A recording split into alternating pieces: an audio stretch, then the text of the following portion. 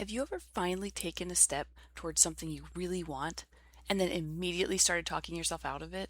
You were excited, you took action, and then your brain showed up with 100 reasons why you shouldn't continue.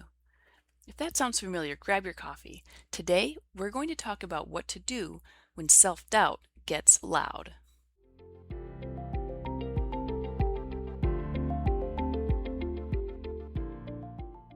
Hi, everyone. Welcome to Coffee Break Coaching. Today, we are going to talk about self doubt. Have you ever found yourself in a situation where you've finally taken some action, you've narrowed down that small step, you've done it, you're on your way, but instead of feeling confident, you start to question yourself? Maybe I'm not capable of this. What if I fail? Who do I think I am that I can do this? Maybe other people are just so much farther ahead of me and I'm too far behind. Maybe I should just stop. So you start doubting yourself when you start taking action. And then you start looking at that self doubt as evidence that you're making the wrong decision. And now you start second guessing. And now you've got to find yourself back at square one, starting all the way back over. So self doubt doesn't have to be a stop sign, it's just a feeling. But we interpret this doubt as I'm having doubts, so I must be doing the wrong thing. But that self doubt can just simply mean this matters to me and I'm doing something unfamiliar. So when you're trying to change your life, you're trying to do something new, even if it's just starting just a new project, it's something new. You haven't done it before, but you have these doubts that make you feel like now you're incapable because, oh, if I'm doubting something, then it must be wrong. It must be a sign that I'm not really capable of doing the thing. But that's not really what it means. It can just mean that you're inexperienced at what you're doing, at this new version of yourself.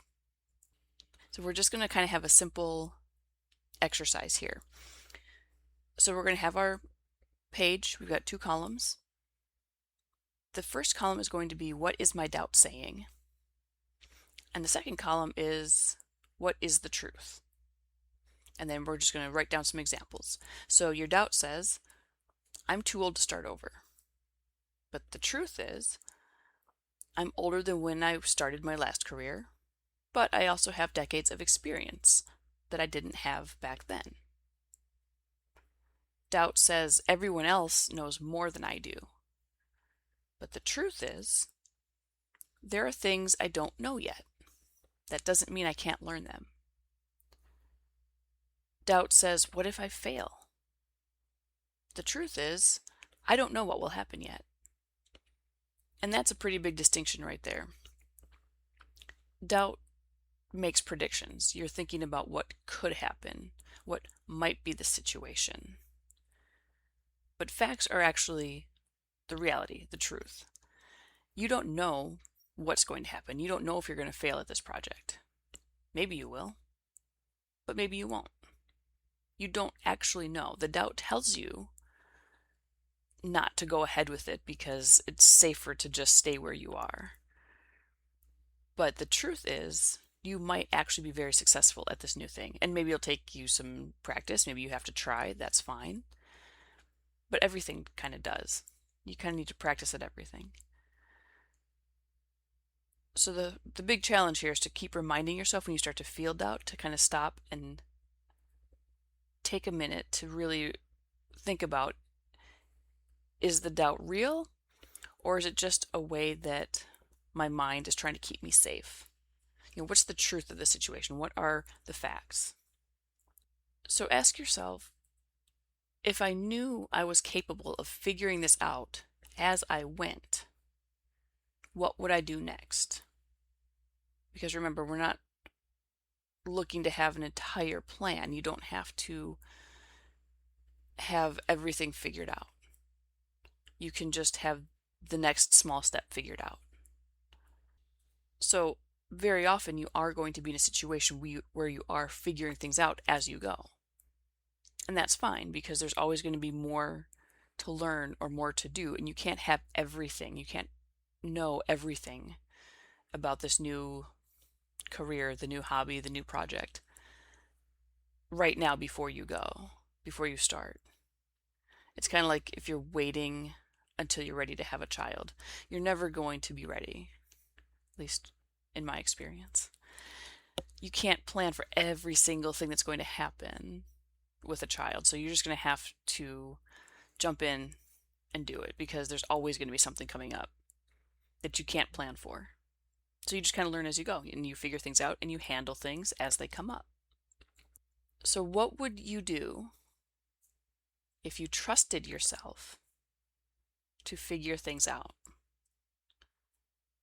Because likely at this stage in your life, you've got resources, you've got networks, you've learned some things, you've got experience, you can figure things out.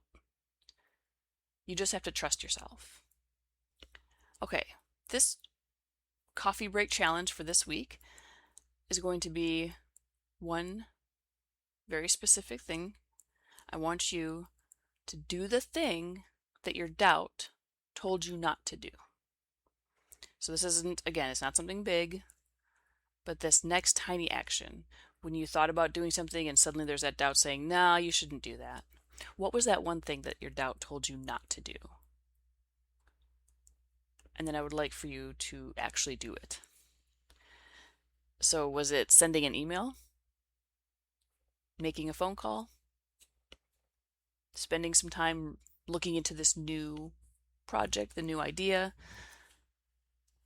Telling someone about your idea? Applying for the job?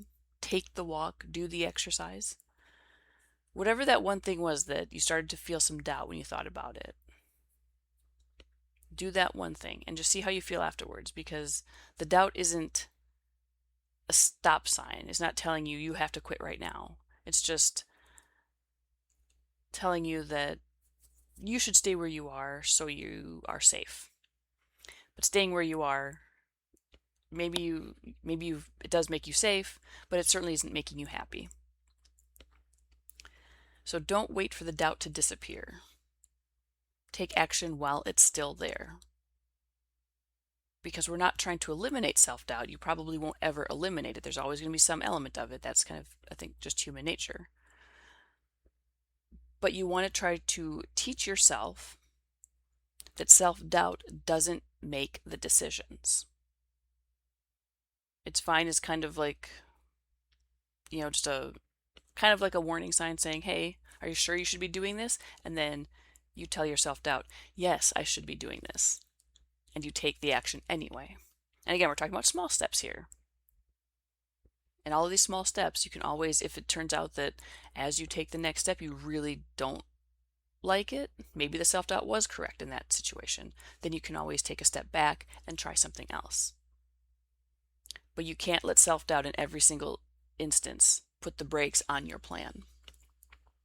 So just figure out what is the smallest thing I can do. And maybe the self-doubt is there because you're trying to do too much and it is just too overwhelming for you to handle.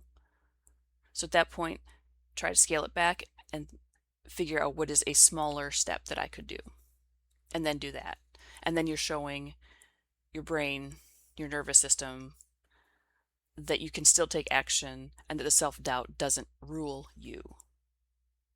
That it is still safe to take action even if the doubt is there, even if it's a little bit uncertain as to what the outcome might be. Okay, to wrap up, I just want you to remember you can doubt yourself and still take the next step. You can be nervous, you can be unsure, and still take the next step. Confidence doesn't mean you never have any doubt at all. It means that you stop letting that doubt make all of your decisions. So when self-doubt gets loud this week, don't argue with it. Just ask, what is the truth, the reality? What are the facts? And then take your next small step. Even with the doubt there, just try it out. Just do it. Just if you have to find a smaller step, still do something even though you have that doubt still. Okay, guys, that's all I got for you. If this coffee break challenge helped you, I'd love for you to share this episode with someone who may be experiencing the same sort of self-doubt issues.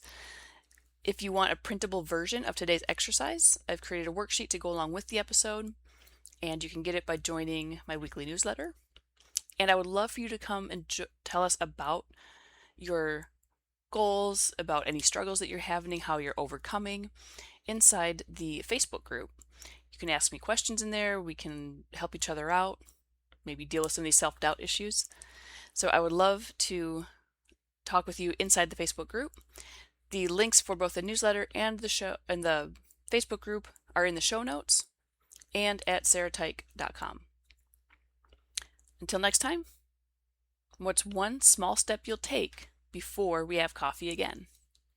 Thanks for listening, guys. Love you. Bye.